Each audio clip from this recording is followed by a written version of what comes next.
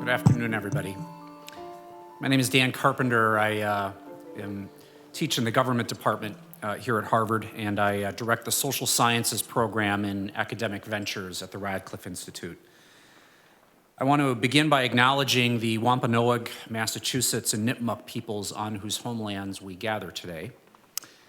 And before turning to the Layli Long Soldier poetry event, I want to give you first a welcome on behalf of the Radcliffe Institute and on behalf of our dean, Elizabeth Cohen, who cannot be with us today.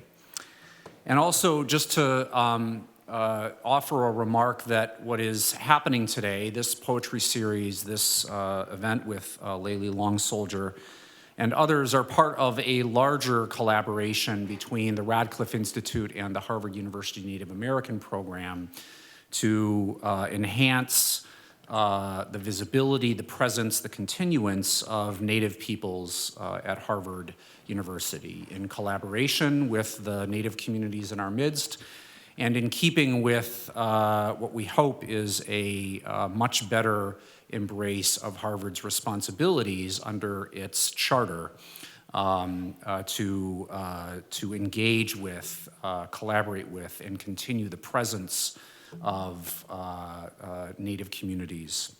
That includes past events in this poetry reading, including an appearance by the poet, Anishinaabe poet Gerald Vizenor and the Navajo poet Lucy Tapahanso in recent years, by the 2016 conference, Native Peoples, Native Politics, by Monday's event, Citizen Indigenous, which I hear was a grand success. I'm sorry I wasn't able to make it. And by an ongoing research project, and I'm listing just a few of many ongoing collaborations, again between Radcliffe and HUNAP, called the Digital Archive of Native American Petitions in Massachusetts, which is in the process in the coming weeks of publishing over 500 Native American petitions currently in the Massachusetts archives online from the 1640s to the 1870s. This is a collaboration that has been enriching and educational for Radcliffe. I hope it's been somewhat that for HUNAP. We're proud to be collaborating with HUNAP, and we intend to do so for years to come. I want to now turn over the event to Dr. Nick Estes. Nick Estes is a member of the Lower Brule Sioux tribe. He's Kulbakasa from the Lower Brule Sioux tribe. And in 2014, he founded the group The Red Nation in Albuquerque, New Mexico. The Red Nation is a Native-led political organization committed to revitalizing Indigenous kinship relations and combating anti-Indigenous violence in all of its manifestations, whether from police or prisons, discrimination in off-reservation spaces, against Native women, youth, and LGBTQ2 issues. He is currently a doctoral candidate in American Studies at the University of New Mexico, but he is actually, to update that, apologies, he is the American Democracy Fellow at the Charles Warren Center for North American History here at Harvard, and assistant professor in American Studies at the University of New Mexico. And I'm sorry I butchered something there for certain, but you can get me back another time. So it is with honor and pride that we welcome Layli Long Soldier today, but first, Dr. Nick Estes. Thank you.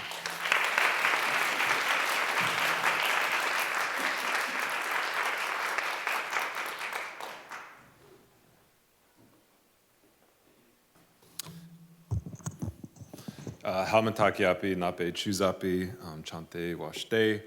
I want to again recognize the original homelands of the Massachusetts peoples, as well as the shared territory of the Wampanoag and Nipmuc.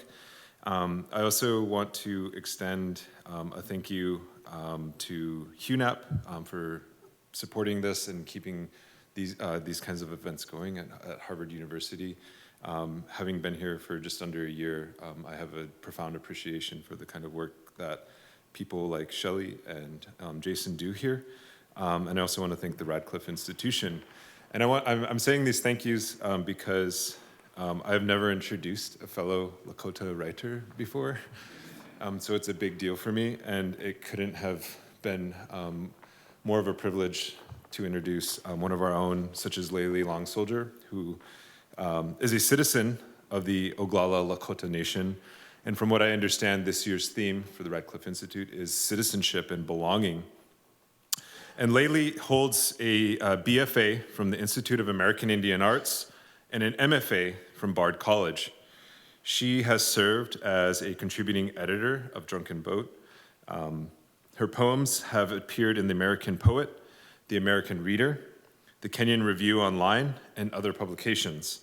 And she's the author of the chapbook, Chromosomori and Whereas, which won the National Books Critics Circle Award and was a finalist for the National Book Awards.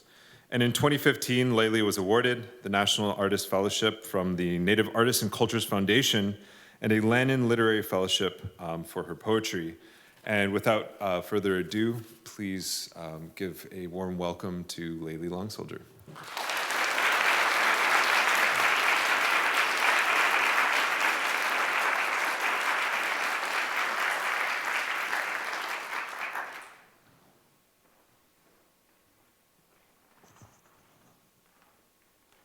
Thank you so much, Nick.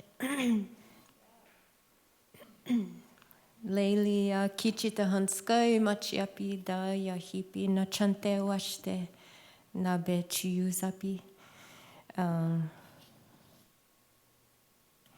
First of all, before I start, I want to say I forgot to bring my other glasses, so I can't see the best.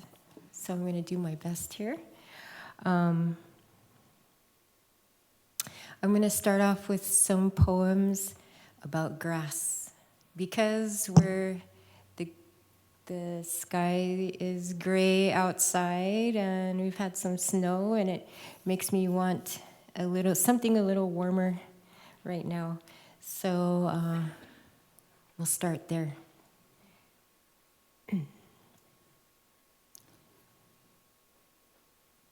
Oh, goodness.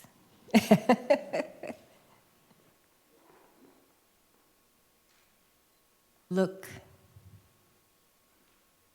the light, grass, body, whole, wholly moves a green hill, till I pull stalk and root up from black mat, soil, bed, beads from grass heads, one by one apart I split grass wires, little bulbs, silver, green, drop, lets I sentence to life less light, quick, dead grass,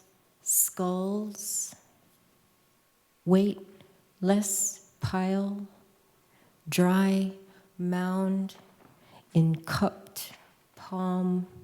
What have I done? What now to do? Why this impulse to shake the dead light? Why do I so want the light to blink, look, alive, move? Why do I so want it still? I wrote that. I wrote a lot about grass in this book, and a lot of that was because at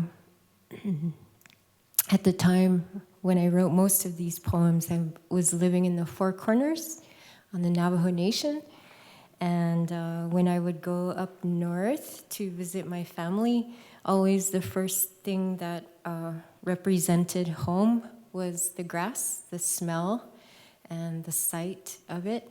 And then when I would come back to the Four Corners Southwest, That was the first thing I would miss, is the grass.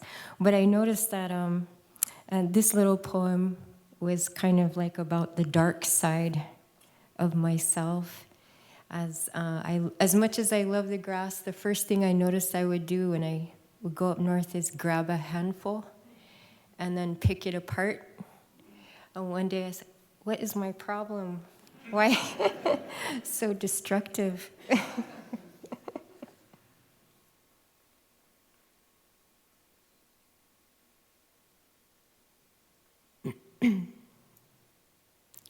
Steady summer, solstice, grasses. See, this one's a natural anesthetic, he said. When they fast, they cannot food. Careful, water, so slide, grass needle tips around the edges of wounds this summer. Potent grass songs. A grass chorus moves. Shh. Through half-propped windows I swallow. Grass scent, the solstice. Makes a mind wide, makes it oceanic blue. A field in crests, swirling gyres, the moving surface fastened in June light. Here I'm certain that certain kinds of talk only equal pain. Excusing myself, I paddle. Grass waves, I'm safer outdoors than in. In those heady grasses, the mouth loosens, confesses. I don't trust nobody but the land, I said. I don't mean present company, of course. You understand the grasses hear me too, always present the grasses, confident grasses, polite, excuse me, polite command to shh, shh, listen. At the bottom of trailer steps, grasshoppers power up. Plate, bodies, jet, wings, knock, knock, high, speed through a swaying green page, single-spaced, blades, bold, hollow, stems, air, italics. Shh. In midday open, 2 horseflies, love buzz, a simple, humid meeting, motorized sex in place, then loose again, infinite circle 8s. Shh. Listen. Down the path, Auntie steps onto the porch. The dog pads across wood planks. A pause to nudge her foot. Shh. In my thoughts, I hear her, 2 states away, ask for more mac and cheese. This is good, Dad. My favorite, their forks click in blue gardens, flowered borders, scrubbed secondhand plates. Shh. This grass, shh. Shh. What an interesting exchange. Good timing. Who have I become?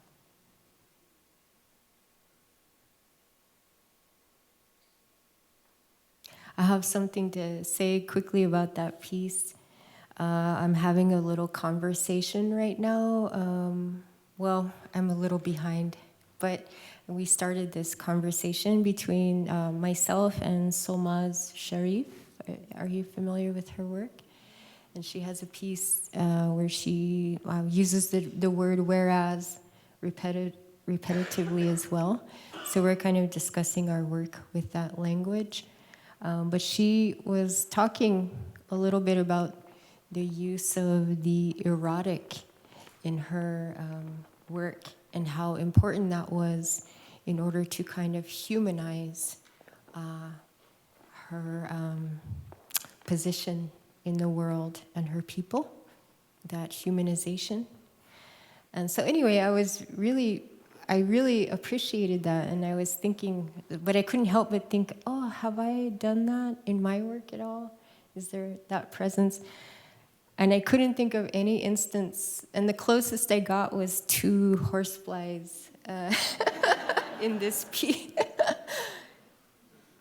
Too embarrassed. Okay.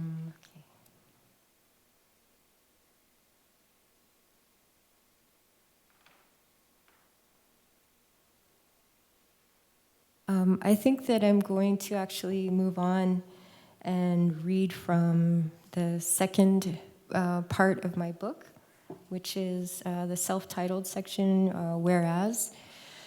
And that is where I respond to the national apology to Native Americans. So I think I'll start off with the introduction to that section, just in case you don't know much about that apology. It's a little background. On Saturday, December 19th, 2009, U.S. President Barack Obama signed the Congressional Resolution of Apology to Native Americans. No tribal leaders or official representatives were invited to witness or receive the apology on behalf of their tribal nations. President Obama never read the apology aloud publicly. Although, for the record, Senator Brownback, 5 months later, read the apology to a gathering of 5 tribal leaders. Bearing in mind there are over 560 federally recognized tribes, so 5 out of 560, I think, is less than 1%, right? The apology was then folded into a larger, unrelated piece of legislation called the 2010 Defense Appropriations Act. So, yeah, that's me too, yeah. I mean, I understand that that's how things get moved through, but yeah, it says a lot. So my response is directed to the apology, the apology's delivery, as well as the language crafting and the arrangement of their written document. I am a citizen of the United States, and I am enrolled.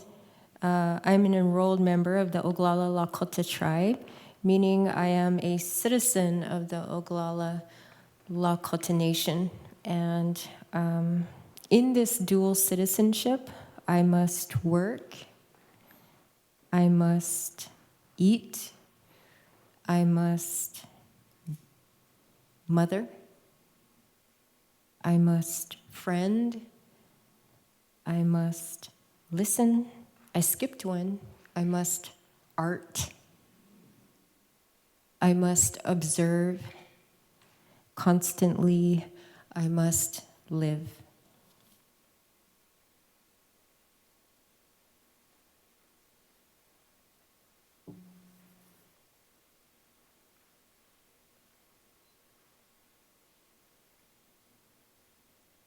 Whereas,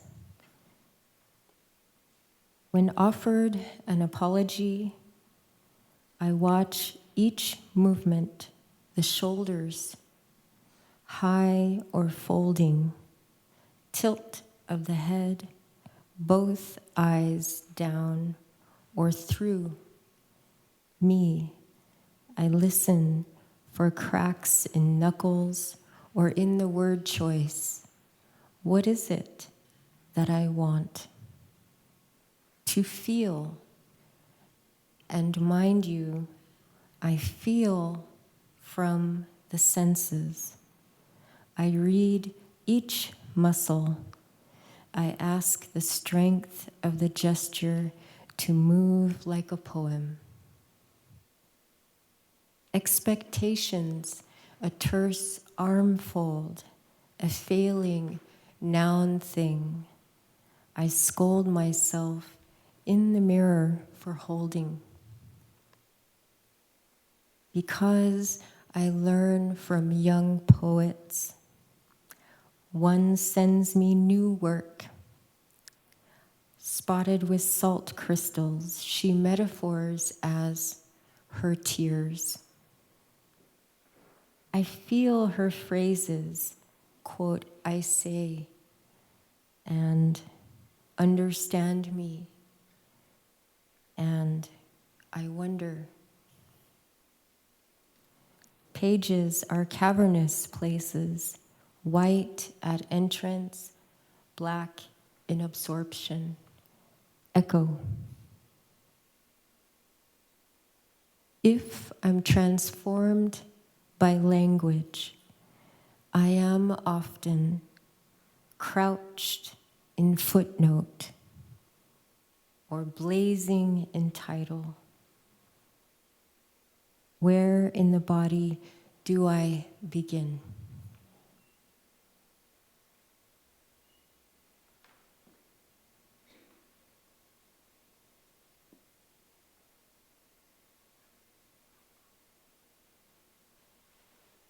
Whereas a friend senses what she calls cultural emptiness in a poet's work, and after a reading, she feels bad for feeling bad for the poet, she admits. I want to respond, the same could be said for me.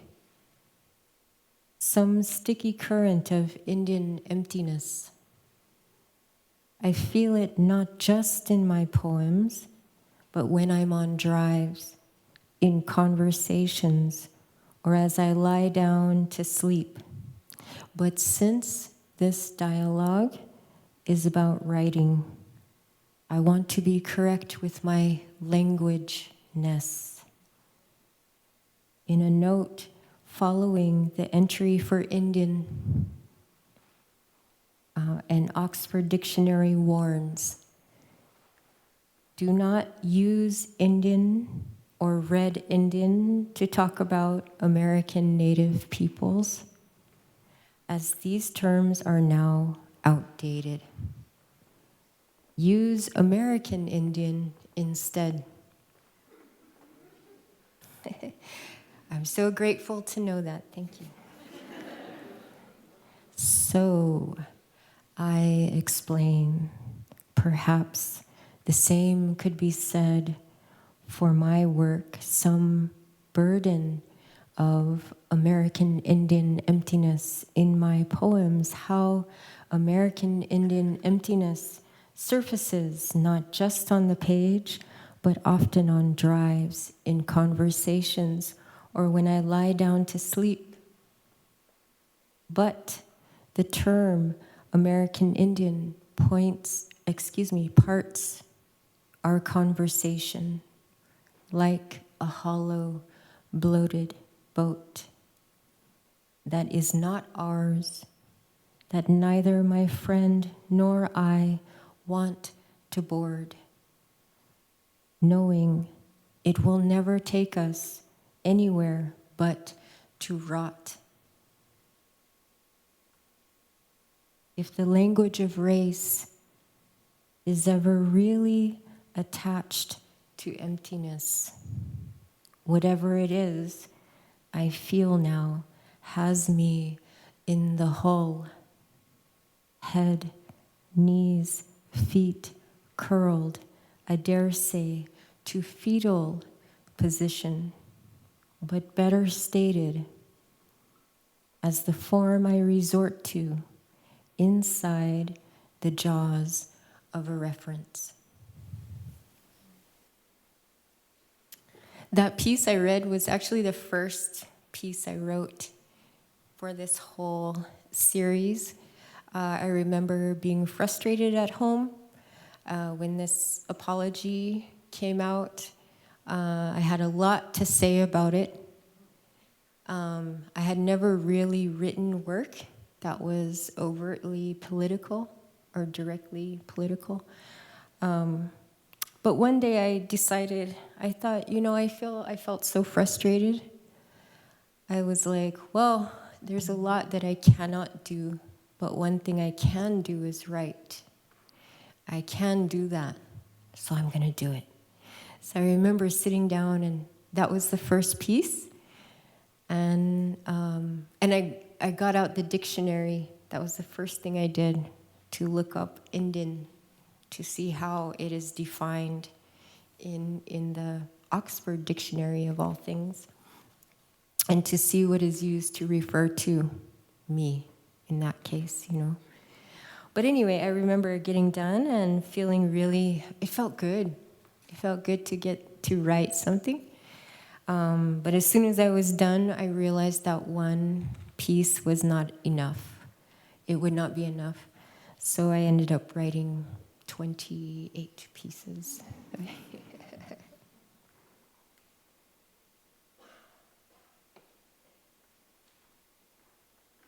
So I'm going to read a piece now that I read about how we're referred to in English. This is a piece, how we understand ourselves, at least Lakota people, which is a very different feeling to say I'm American Indian. Actually, I never say that, but to say that is a very different feeling than to say I am Lakota. And that's something we've called ourselves for much longer. Whereas I did not desire in childhood to be a part of this, but desired most of all to be a part, a piece, combined with others to make up a whole. Some, but not all of something. In Lakota, it's hanke, a piece or part of anything. Like the creek trickling behind my auntie's house, where uncle built her a bridge to cross from bank to bank, not far from a grassy clearing with 3 teepees, a place to gather.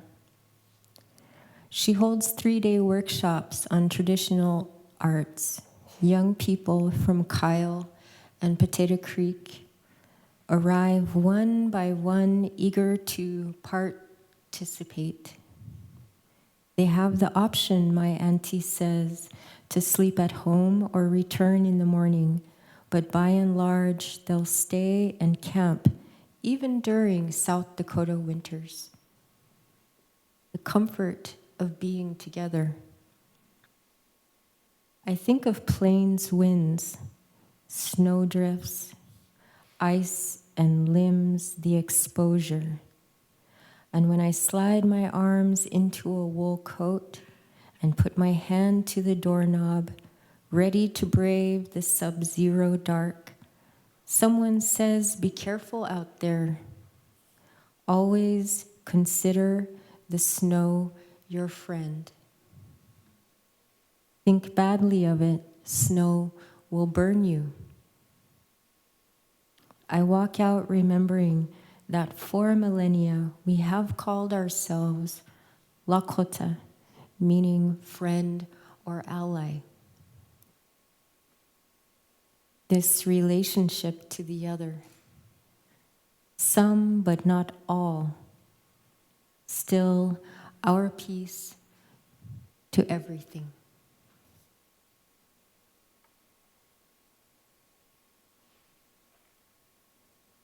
When I was working on this response, I started researching apologies around the world, even other US apologies. There was a whole apology to Native Hawaiian people, for example. There was an apology in Canada to First Nations people for the residential schools, and so on. So that was something I was thinking about a lot, meditating on. And then I also thought a lot about apologies in my own life.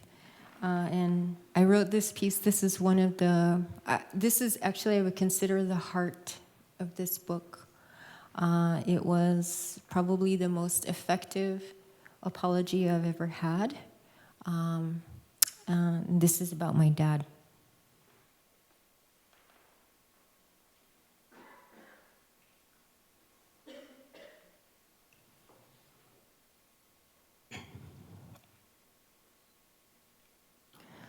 Whereas I heard a noise I thought was a sneeze. At the breakfast table, pushing eggs around my plate, I wondered if he liked my cooking, thought about what to talk about. He pinched his fingers to the bridge of his nose, squeezed his eyes. He wiped.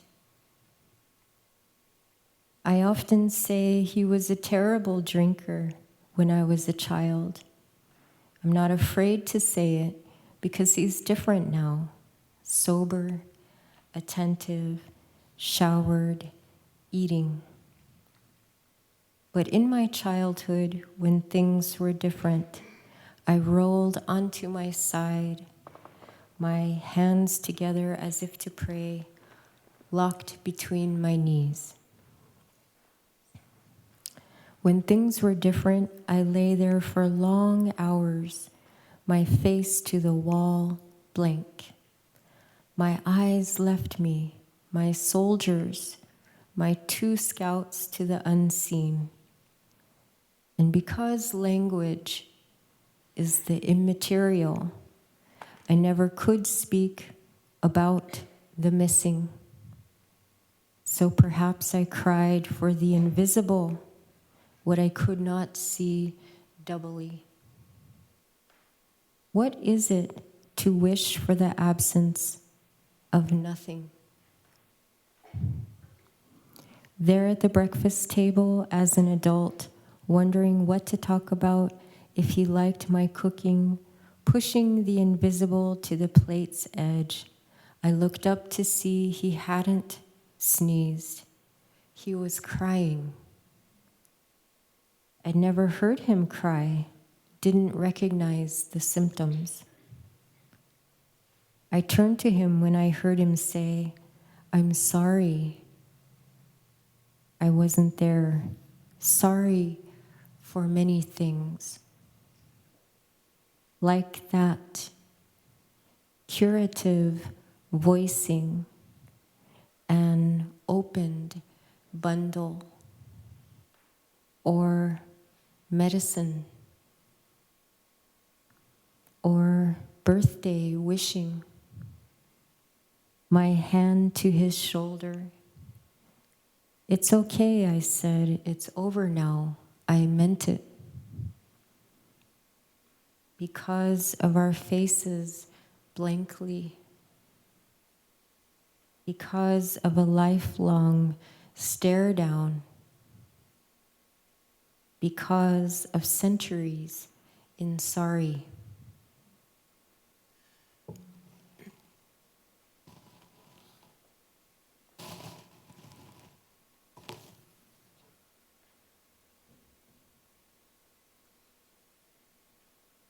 You guys want to hear my mad poem?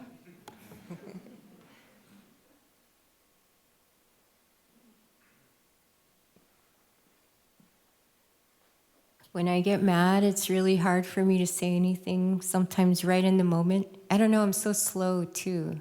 You know, like I can't think on my feet all the time. I have to go home and like stew in it, you know, and then I come up with the perfect. So then I just write about it. So that's my way of getting mad. I'm really mad. Write a poem.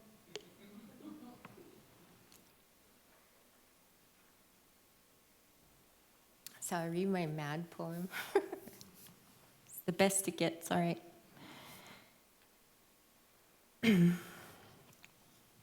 Whereas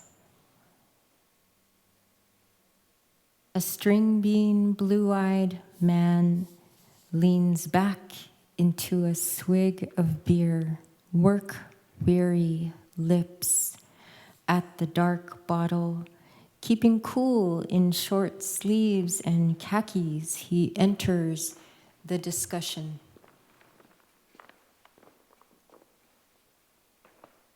Whereas his wrist loose at the bottleneck, he comes across as candid.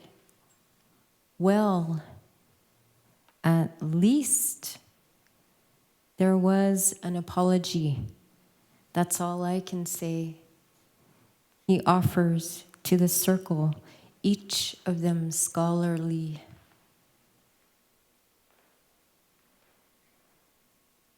Whereas, under starlight, the fireflies wink across East Coast grass. Yes, it was on the East Coast. I sit there painful in my silence, glued to the bench in the midst of the American casual.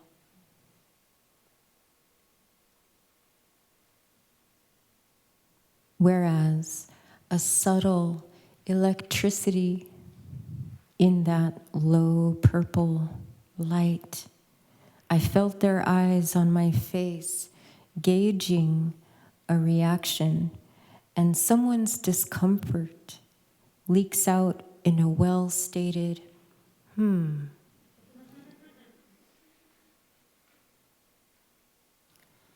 Whereas, like a bird darting from an oncoming semi, my mind races to the apology's assertion.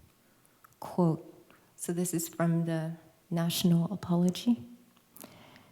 While the establishment of permanent European settlements in North America did stir conflict with nearby Indian tribes, peaceful and mutually beneficial interactions also took place.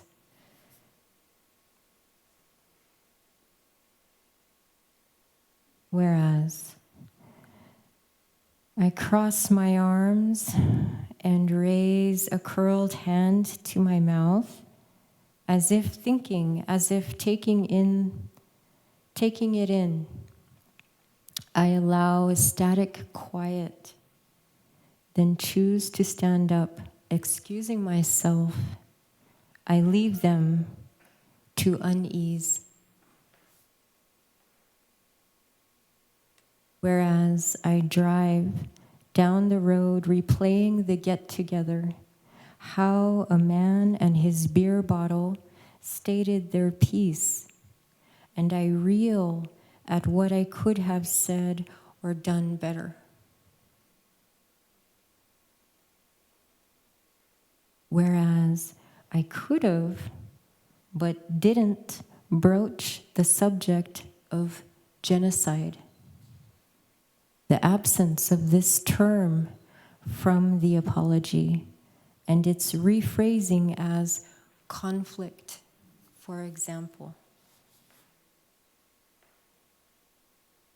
Whereas, since the moment had passed, I accept what's done, and the knife of my conscience slices with bone-clean self-honesty. Whereas in a stirred conflict, between settlers and an Indian that night in a circle.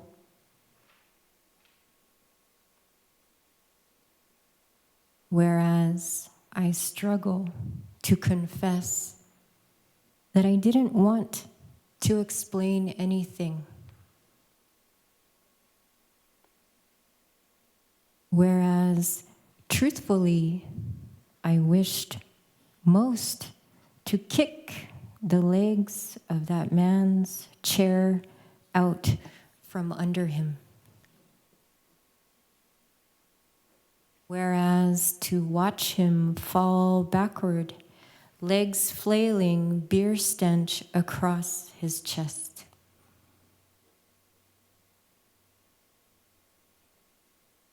Whereas I pictured it happening in cinematic, slow motion, delightful.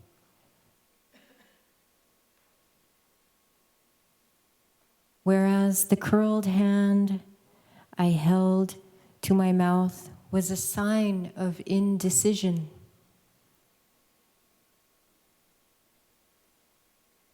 Whereas I could have done it, but I didn't.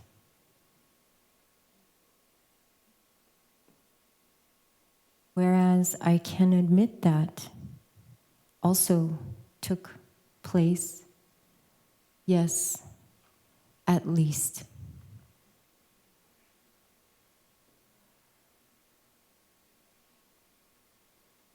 I'm going to close with this last piece. This is a piece that I usually close with. It is a resolution from the last section. Resolution 2. And in the resolutions, I have used the text from the actual apology. I hope I'm okay on time. How am I okay? So I have used the text from the actual resolution 2 in the apology and sort of reworked it as my own.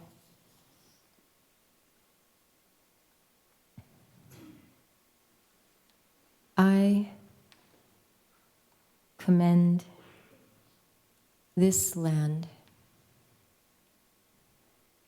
and this land. Honor this land, native, this land, peoples, this land, for this land.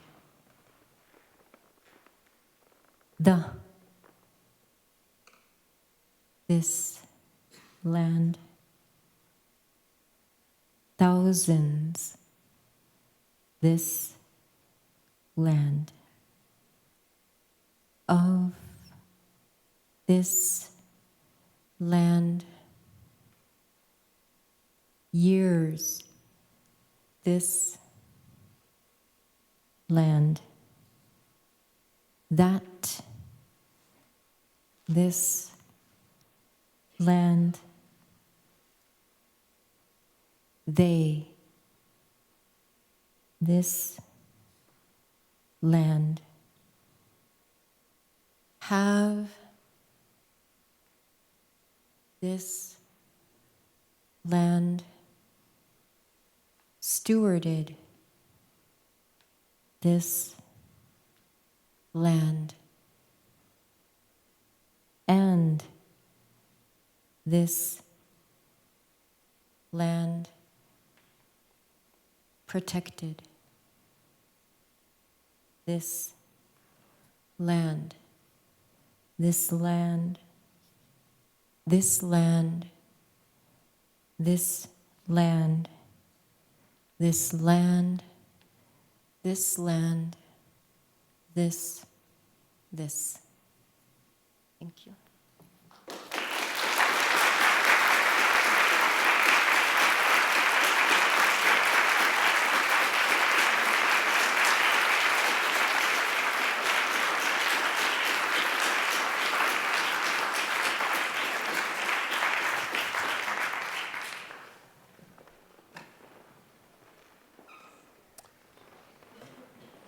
So, thank you. That was really beautiful and amazing. We're going to open it up for some questions, but first, I just wanted to offer some brief reflections on this book, but also the reading.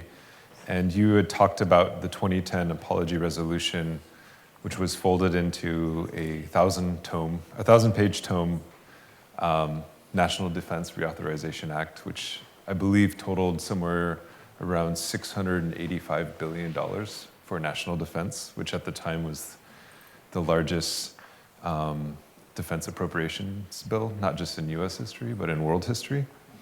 And so I think there is a lot of tension that you bring out in this idea that this apology is folded in with a sort of military defense appropriations bill, but also that it was signed into law by President Obama nearly at the same time that he reversed the U.S. decision or the U.S. vote against the UN Declaration on the Rights of Indigenous Peoples. And he accepted the UNDRIP, as we call it for short, on the condition that it was non-binding. And so in the language of the apology resolution, there's this tension of a non-binding sort of aspect, that there will not be redistribution of land or the restoration of things lost. And so as you were reading, I was kind of thinking about this tension, and you were talking about apologies and how it got me thinking about, Crow Dog, for example, Ex parte Crow Dog, in which Crow Dog murdered Spotted Tail and then made restitution for his family for the taking of a relative. And then the US government stepped in and said, we have jurisdiction. And this apology is null and void, and thus we got the Major Crimes Act in 1887, or I can't remember the exact year. I'm a historian, but I know it's really bad. But I was just thinking about all of these things in the way that your book is really speaking to these things. And you had told me in a conversation prior, or just a little bit ago, that I'm trained in the certainty of documents, and whereas you are sort of open to not knowing and feeling. And so I just wanted to maybe ask you to reflect on that a little bit in the readings that you just gave, and this notion of apology and reconciliation if there was no conciliation to begin with.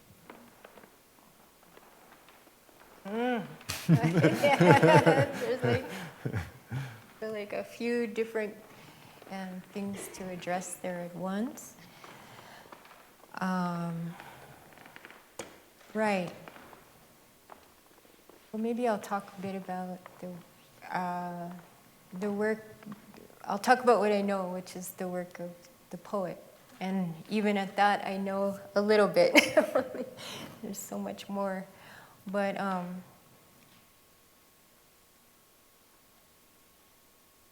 so when it came to, let's say, this aspect of this particular document that I was working with, which was, this national apology, there are so many ways to approach it. But I think that's one of the things we were talking about in your office earlier, is that, all of us in the community have different ways of working and the jobs that we're doing. So I am not an essayist, for example. I am not a historian. In fact, I have a piece in here where I clearly state, bear in mind, I am not a historian, right? I make that crystal clear because I know the tendency of readers to take any particular story and make it the story, right? There's great danger in that. This is one telling and one perspective, and it's from a poet at that. So poets are like, you have to give that. We have our ways of telling it slant, right? So, but I think like with this and so given that as an artist, I think I had to think of how could I approach this great document? How could I approach anything that was directly political in a way that was in a way that worked for me as an artist, because I'm not a legal expert. Even sitting here and you're giving this little account of Crow Dog and Spotted Eagle, I was like, wow, this is great. You know, I could just sit here and you could give a talk. You know, I just loved it. So there's so much that different kinds of knowledge that each of us carries, right? But of course, there's that. I've heard that common saying, you know, if mankind were a body, a physical body, poets would be the skin, right? We're the ones who feel. So we feel, and that's part of what I think my job is as a poet, as an artist. I'm here to feel for you, okay?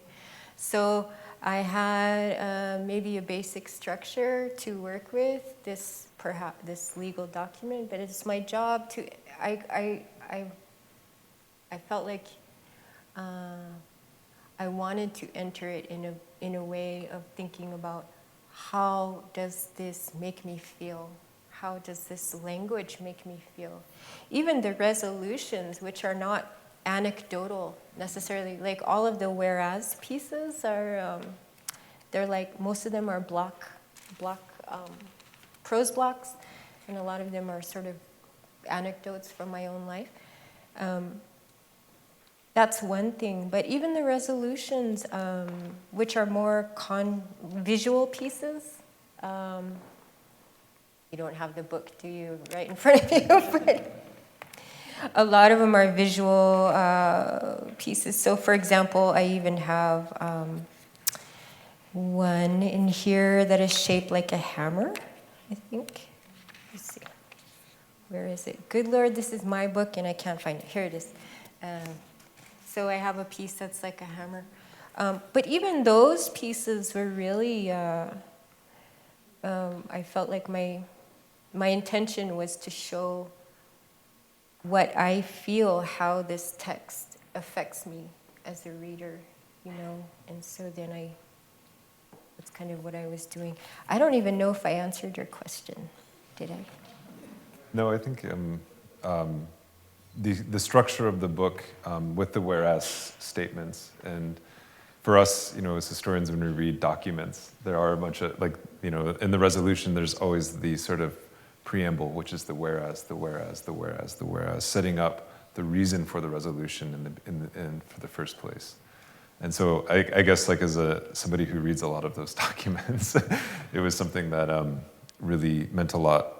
It was speaking to me. I felt like it was speaking to me. And you and I had this conversation about the idea of drawing from collective memory and how we interpret textual documents. And you had said something that really stuck with me, in the sense that you do use Lakota Api, or the Lakota language, and that it's surrounded by English words on the page, and how these documents for us, whether it's treaties or agreements that were made orally, entirely through the oral tradition, and were remembered that way. I don't know if you want to speak to that.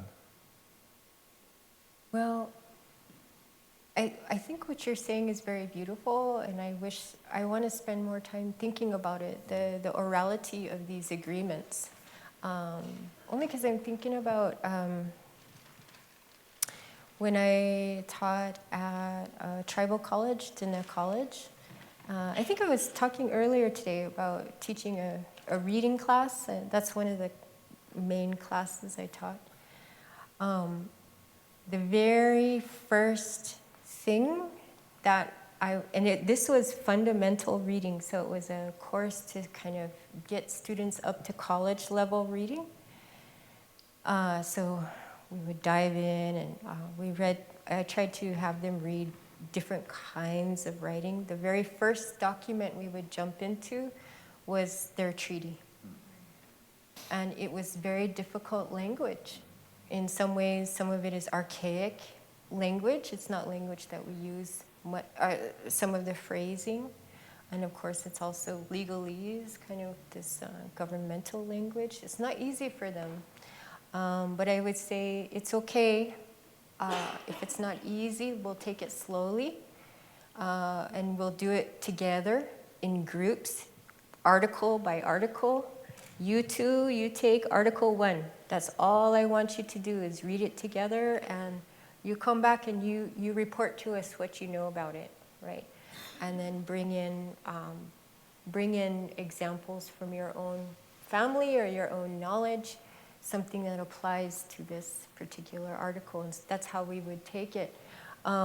And one of the things we would do also at the same time is go online, and we would look up the actual treaty. There's online archives, and you can usually see the original documents. And we would go and look at the very last page of the signatures by the leaders. So we would go online, and this is Navajo Nation. This applies to ours, Treaty of 1868 and what have you. And we would look at it, and I would say, what do you notice about this? That all of the leaders' names are listed, so on. What's one of the first things you notice? And sometimes it would be quiet, but anyway, the point I was making is all of those signatures are X's. All of them. And that's us too up north. They're all X's. So that's the first thing we would think about. And what are the implications of that? What does that mean?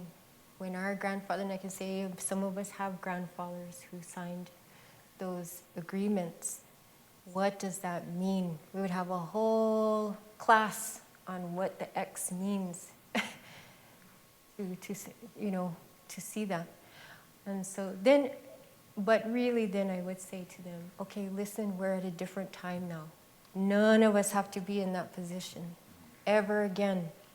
I don't want any of us to be in that. So that's why we're starting right now with your treaty.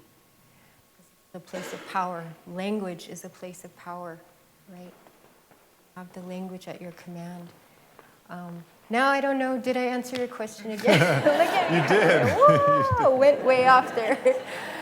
Oh, the verbal, the orality of it.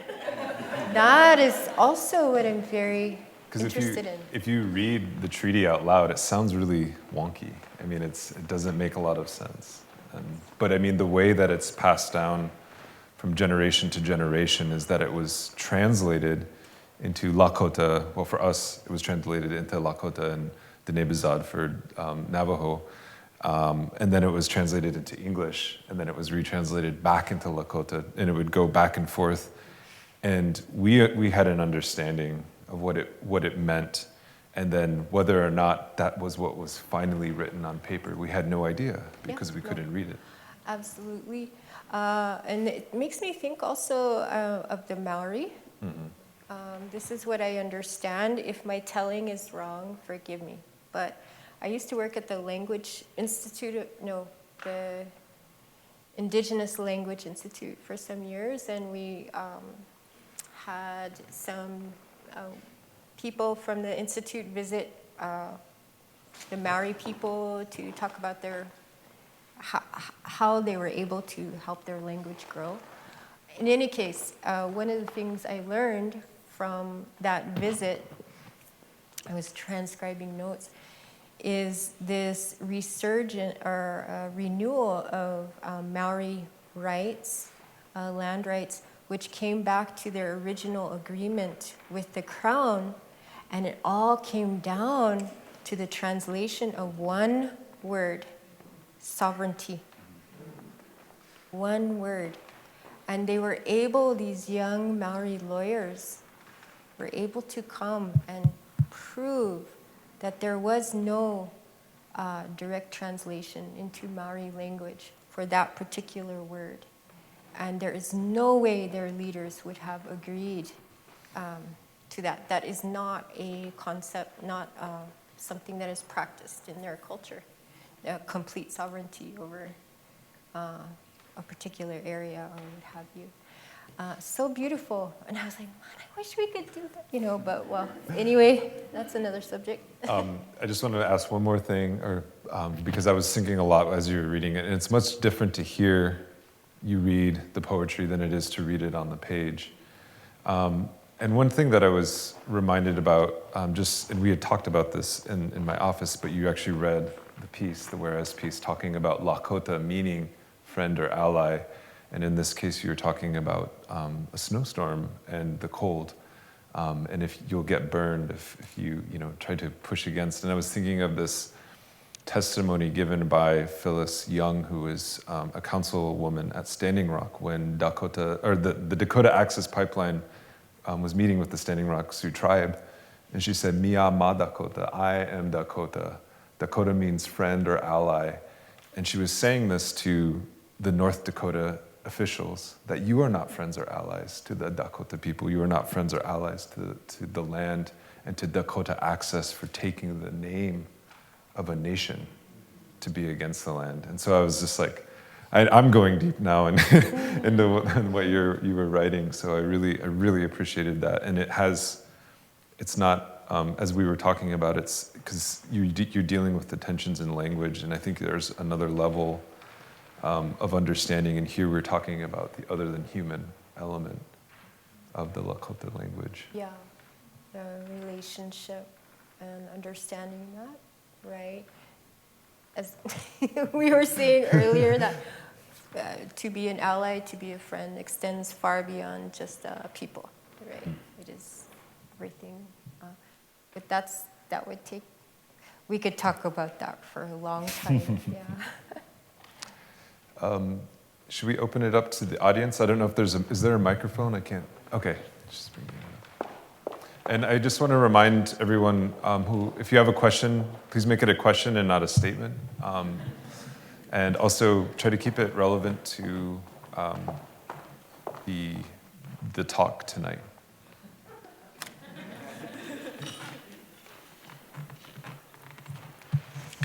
Thank you so much.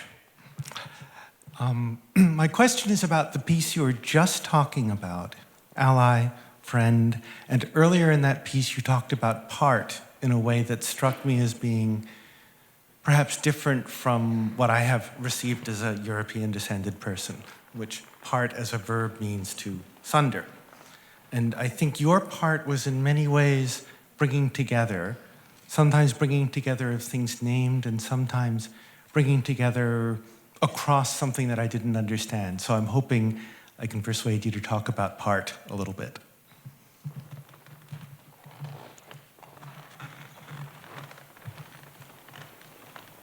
I mean, I think that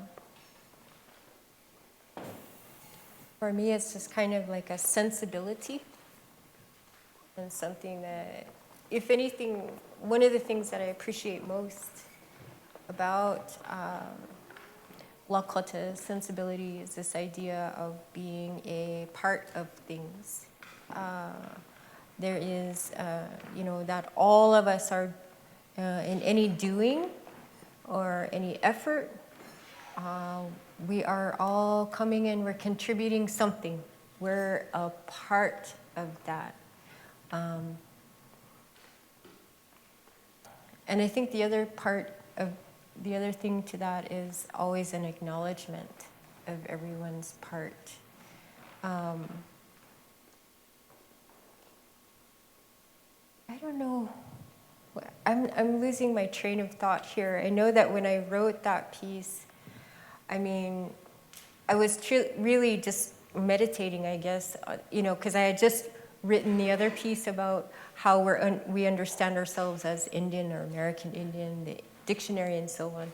So in that regard, when I began working on that piece, I was really meditating on this idea of what it is to be Lakota, yes, friend and ally, but I think it's also this idea, for me, at least always, that we are a part of a greater whole, a community, a family, Tioshpe, like that is always how we understand ourselves, that it is not an existence that is I, an alone existence, a very individual existence. No, it is an existence that is always connected to others. And so really that's kind of what I was getting at, I think. Thank you.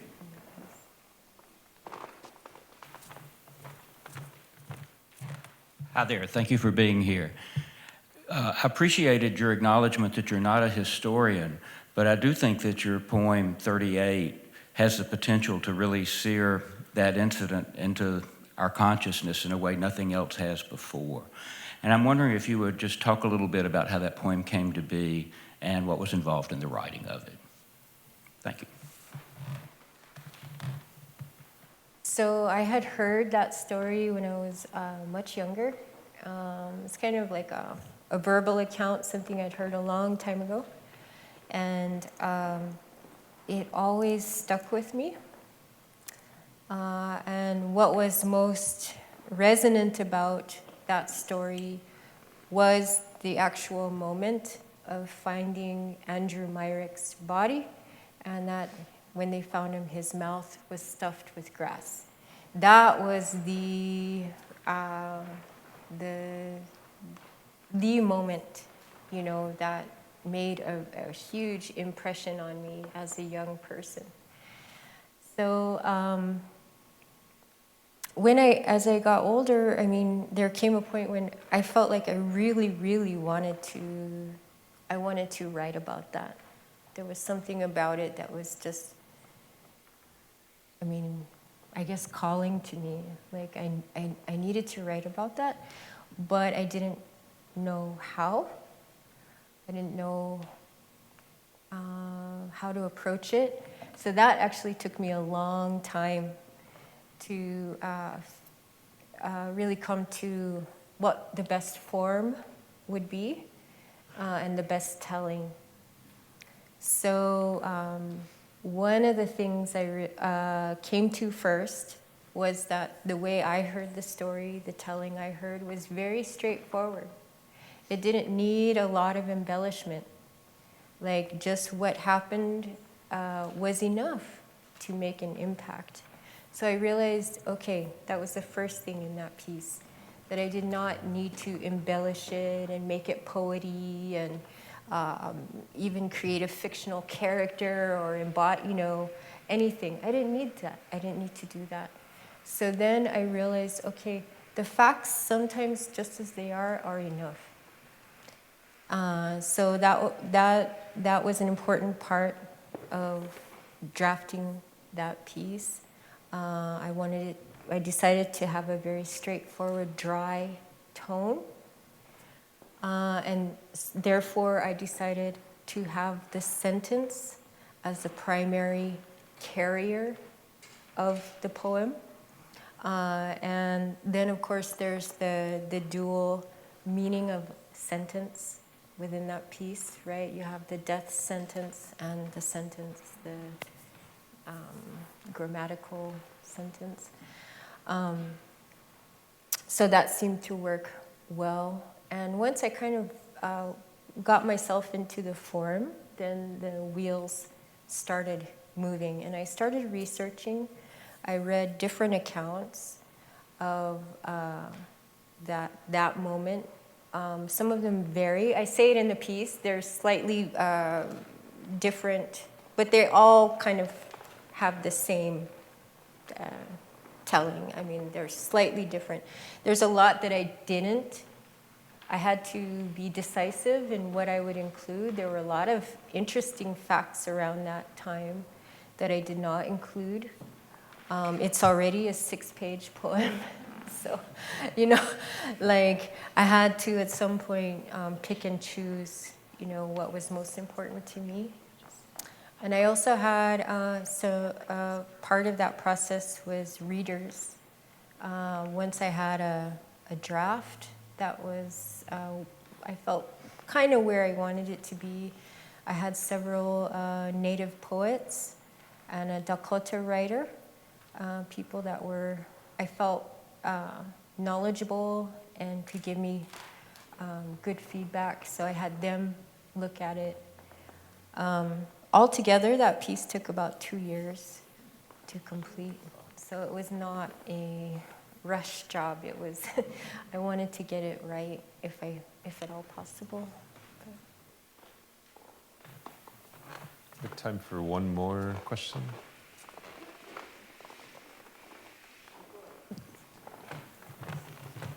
Hi, thank you so much.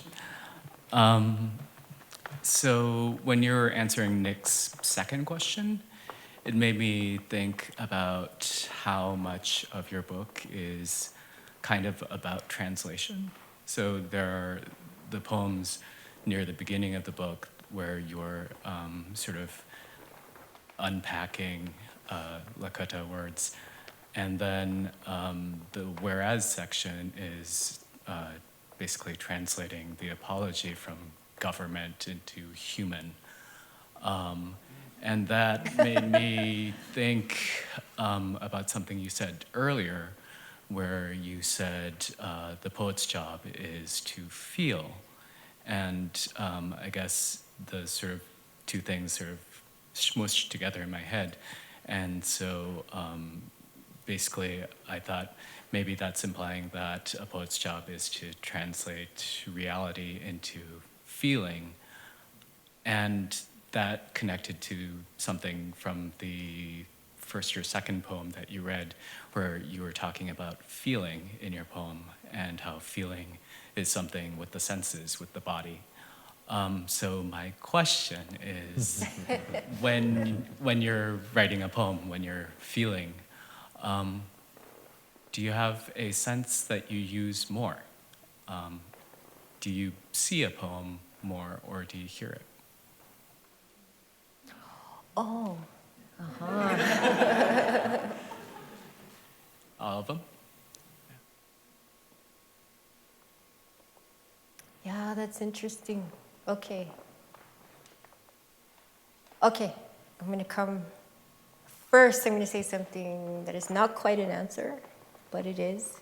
Okay, first I will say, often with students that I'm working with, I will say, for me, art or poetry is a way of thinking out loud. Okay, so you would think that thinking and feeling are in contrast to each other, but they are not. For me, it's the same. But it is a way of thinking out loud. These poems are my way of thinking. So I am, the piece I read about being a child and sitting on my side and thinking, laying and like this, that was an activity for me as a child. That was like, I did that. Like, that was so weird. But it was like actually a thing. And it wasn't until I got older that I said, oh my God, there's actually a use for that. Which one is something that I have done all my life. So I'll sit and like ponder the word circuitous. Like, what's up with that? I think it's such a beautiful word, And here we go. I became, I have a piece where circuitous had to be in that piece. I wrote the whole piece for that word because it needed to be there. There's a sound. So now let's get to the senses. There's a sound that is pleasing to me, and I want to unravel that. I wrote a whole piece on the word opaque, because for years I thought opaque meant see-through, the opposite, right? And I was very upset to learn it was, not see-through. And I sat and I pondered, why did I think opaque means see-through all these years? And it was the sound. It sounds O-P-A-K, let's say.